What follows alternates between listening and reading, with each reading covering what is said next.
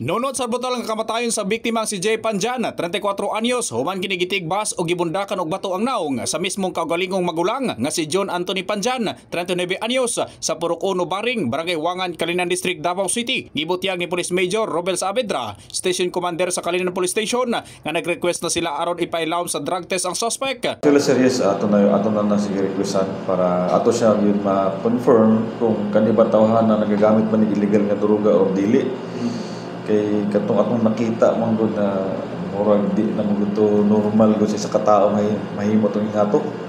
Murag brutal na pagkaayo ang pagkakuan niya. So ato na siya ipa-undergo dito drug test. Nasa Iran nga kagapong adlaw napail ng kasong murder o frustrated murder batok sa suspect. Samtang ang pamilya sa biktima nga nadamay sab sa pagpanigbas ana sa luwas nga kahimtang. Anak sa victim slight lang man to, so kasi mga road physical injury. Sa asawa sa atong biktima, naman siya sa stable na condition, pero napa sa ICU karon sa neuro ICU sa SPNC. Itong nagkahigom siya head injury. Sa pagpakiginabi sa Brigada News Team sa suspect, giklaro nini nga dili selos ang ugat hinungdan nga napatay niya ang iyang manghod nga si Jay. Bunga lang sa kahubog.